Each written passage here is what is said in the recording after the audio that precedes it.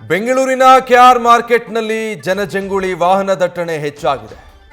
ರಾತ್ರಿ ಇಡೀ ಮಳೆಯಾಗಿರೋದ್ರಿಂದ ಮತ್ತೊಂದು ಕಡೆ ವರಮಹಾಲಕ್ಷ್ಮಿ ಹಬ್ಬಕ್ಕೆ ಖರೀದಿಯ ಭರಾಟೆ ಜೋರಾಗಿರೋದ್ರಿಂದ ನಾಳೆ ಹಬ್ಬಕ್ಕೆ ಹೂವು ಹಣ್ಣು ಖರೀದಿಸೋದಕ್ಕೆ ದೊಡ್ಡ ಸಂಖ್ಯೆಯಲ್ಲಿ ಜನ ಆಗಮಿಸಿದ್ದಾರೆ.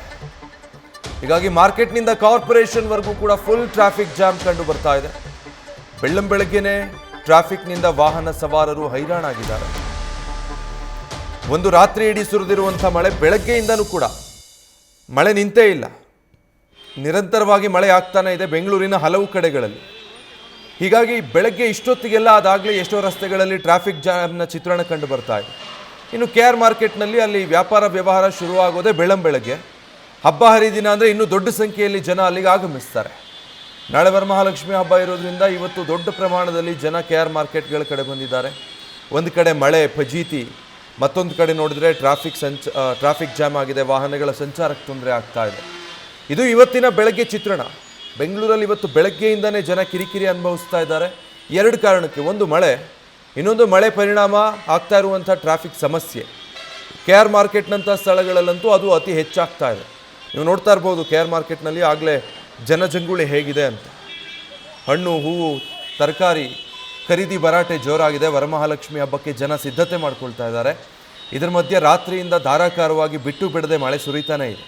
ಮೊದಲೇ ಬೆಂಗಳೂರಲ್ಲಿ ರಸ್ತೆಗಳು ಬಾಯಿ ತೆರೆದು ಕೂತಿರುತ್ತೆ. ಎಲ್ಲ ಗುಂಡಿಮಯ ರಸ್ತೆಗಳಲ್ಲಿ ರಾತ್ರಿ ಇಡೀ ಮಳೆ ಆಗ್ತಾ ಇರೋದ್ರಿಂದಾಗಿ ನೀರು ತುಂಬಿಕೊಂಡು ನಿಂತಿರುತ್ತೆ. ಎಷ್ಟೋ ಕಡೆ ವಾಹನಗಳು ಕೆಟ್ಟು ನಿಲ್ಲೋದು, ವಾಹನ ಮುಳುಗಡೆ ಆಗೋದು, ಅಥವಾ ಟ್ರಾಫಿಕ್ ಕ್ಲಿಯರ್ ಆಗದೆ ಅಲ್ಲಿ ಈ ರೀತಿ ಗಂಟೆಗಟ್ಟಲೆ ಜನ ಕಾಯಬೇಕಾಗುವಂಥ ಪರಿಸ್ಥಿತಿ.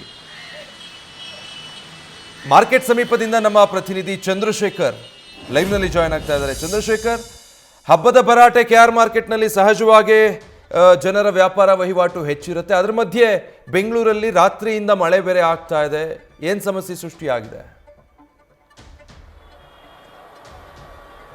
ಖಂಡಿತವಾಗಿಯೂ ವಿಜಯ್, ಏನು ಈಗಾಗಲೇ ಮಾರ್ಕೆಟ್ನಲ್ಲಿ ಖರೀದಿಯ ಭರಾಟೆ ಜೋರಾಗಿರುವಂತಹದ್ದು, ಜನ ಸಂದಣಿ ಸಾಕಷ್ಟು ಜೋರಾಗಿ ಸೇರಿರುವಂತಹದ್ದು ನಾನು ದೃಶ್ಯಾವಳಿಗಳಲ್ಲಿ ನಿಮಗೆ ತೋರಿಸ್ತಾ ಹೋಗ್ತೇನೆ ಯಾವ ರೀತಿಯಾಗಿ ಇಲ್ಲಿ ಜನ ಸೇರಿದ್ದಾರೆ ಅಂತ ಹೇಳಿ.